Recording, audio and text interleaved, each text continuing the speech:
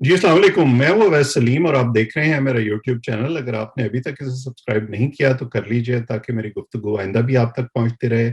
ये जो इमरान खान साहब का लॉन्ग मार्च है और उससे मुतल्लिक मामलात हैं वो तो आप फॉलो कर ही रहे होंगे। इनसे मुतल्लिक गुफ्तगू हम अपने दूसरे चैनल एएसएम टुडे पर करते ही रहते हैं।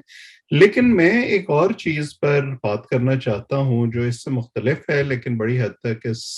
लॉन्ग मार्च या जो सूरत हाल मुल्क में सियासी बनी हुई है उससे जुड़ी हुई भी है, और वो है पाकिस्तान में इस वक्त जो इकोनॉमिक सिचुएशन है, जो माली मुश्किलात हैं इस नई हुकूमत की। इमरान खान साहब और उनकी जमात बार बार दावा करते हैं कि वो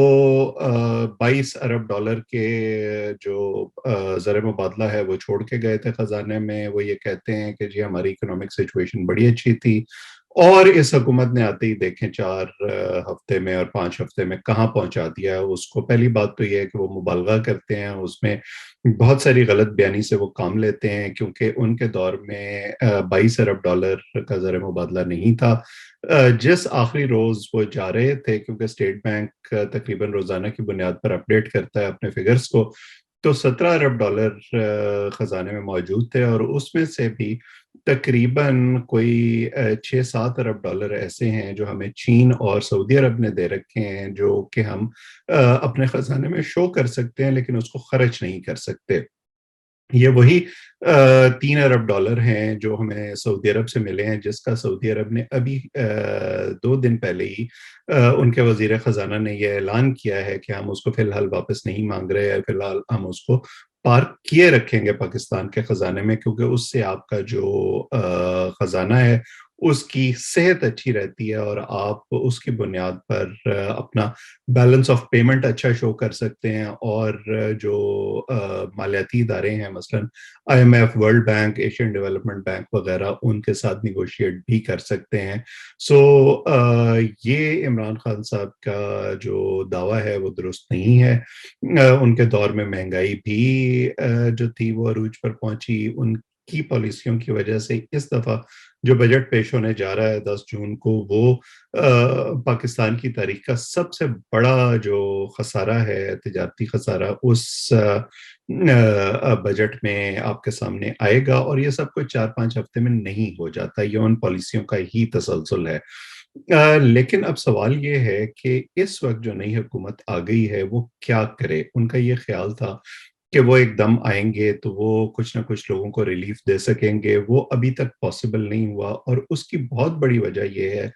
कि ये हुकूमत अभी तक अनसर्टेन है कि इन्हें रहना है या घर जाना है। ऐसा महसूस होता है कि मुस्लिम लीग नून के अंदर और उनकी इत्तेहादी जमातों के अंदर भी अभी तक इस हवाले से क्लैरिटी नहीं है। अगर आप मेरे वीलॉग्स को फॉलो करते हैं तो मैं ये कंसिस्टेंटली कहता रहा हूँ कि एक पॉइंट था जिस पर ये तमाम जमातें मुत्तफिक थीं कि इमरान खान साहब को घर भेजना है, उसके बाद क्या करना है उस पर शायद कोई इतनी ज्यादा क्लैरिटी नहीं थी। और वो भी इस वजह से हुआ क्योंकि इनको फौज की तरफ से एक ओपनिंग मिली, तो ये उसके अंदर घुस गए और उन्होंने सोचा कि चलो हम शायद थोड़ी सी अपने लिए राह हमवार करने की कोशिश करें, बजाय इसके कि इमरान खान साहब नवंबर में एक नई अपॉइंटमेंट कर दें और उसके बाद हमारे लिए कुछ ना बचे। अब जो माली सूरत हाल है इस हुकूमत की, उसमें इनके लिए सबसे बड़ा जो मेक और ब्रेक पॉइंट है वो आईएमएफ के साथ निगोशिएशन है। इमरान खान साहब एक लैंड माइन एक तरह से बिछा गए हैं इस हुकूमत के लिए, जो उन्होंने पेट्रोल और बिजली की कीमतें नहीं बढ़ाई आईएमएफ के साथ मुआहदे के बावजूद, बल्कि उल्टा उनको 10 रुपए कम कर गए वो, और उसको फ्रीज कर गए 3-4 महीने के लिए अपने हुकूमत से जाने से पहले, क्योंकि उनको अंदाजा हो गया था कि अब उनका रहना मुमकिन नहीं है। अब सूरत हाल ये है कि आईएमएफ बार बार डिमांड कर रहा है कि आपने अगर अगली किस्त लेनी है, अगर आपने जो कर्जा है उसको रीनिगोशिएट करना है, तो फिर आप वादे के मुताबिक बिजली की कीमतें भी बढ़ाएं, और जो फ्यूल है यानी पेट्रोल और डीजल, उसकी कीमतें भी बढ़ाएं। और ये फैसला करना मौजूदा हुकूमत के लिए आगे खाई और पीछे पहाड़ के किस्म की सूरत हाल है, जिसको अंग्रेजी में between the devil and the deep blue sea कहते हैं, क्योंकि अगर ये एक कीमतों में इजाफा करते हैं तो उसका भी इन्हें पॉलिटिकल नुकसान होगा, और अगर नहीं करते तब भी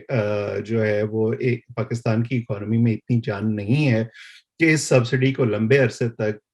जो है वो सस्टेन किया जा सके, और उसकी वजह से अब जो पाकिस्तानी मईशत है उस पर फिर जो ओवरऑल प्रेशर आएगा उसको भी बर्दाश्त करने के काबिल यह हुकूमत नहीं होगी।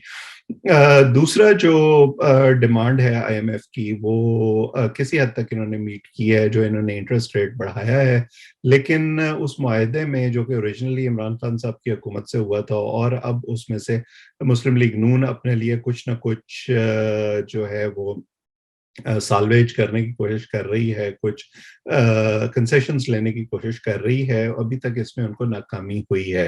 मिफ्ता इस्माइल साहब ने, जो हमारे वजीर खजाना है, बड़े वाज़े अंदाज में ये कहा कि वो आईएमएफ से बात करेंगे और उनको समझाने की कोशिश करेंगे कि ये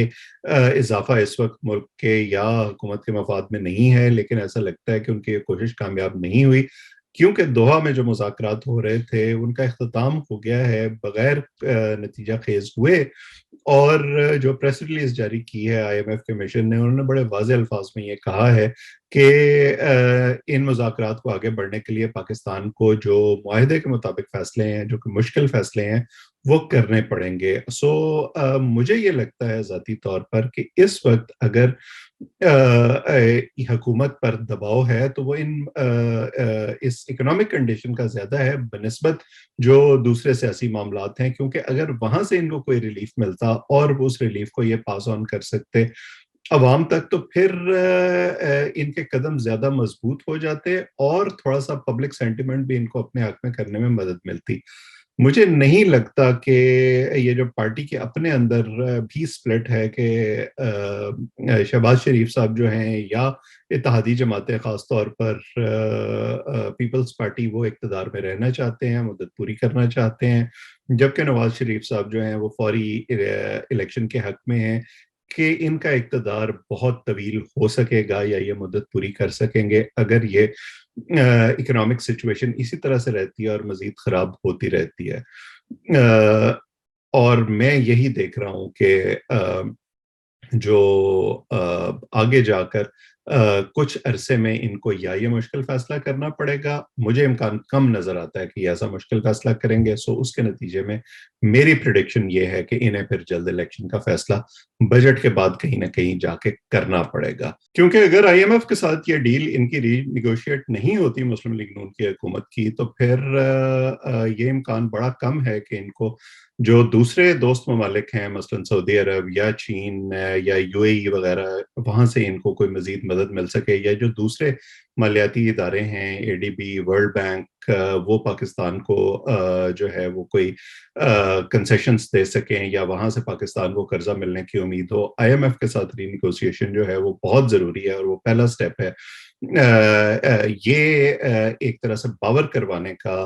पाकिस्तान के दोस्त ममालिक को भी और मालियाती इदारों को भी कि मामलात जो है वो ठीक है और आप किसी भी किस्म की डील में आगे बढ़ सकते हैं। और अगर रोड ब्लॉक यहीं लग जाता है तो फिर हमें कहीं और से भी कुछ मिलना बहुत मुश्किल हो जाएगा। और मैं क्यों कहता हूं कि ये जो डील है, अगर ये ना हुई तो उसके बाद फिर आप जल्दी इलेक्शन की तरफ जाएंगे,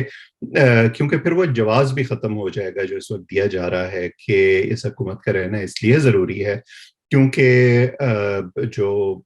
बजट है वो इंटरिम गवर्नमेंट नहीं बना सकती, या खास तौर पर ये जो आईएमएफ के साथ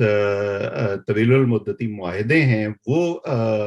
आईएमएफ किसी इंटरिम गवर्नमेंट के साथ नहीं करता जो सिर्फ 3 महीने के लिए आई हो और उसकी स्टेबिलिटी ना हो, पता ना हो कि उनके जाने के बाद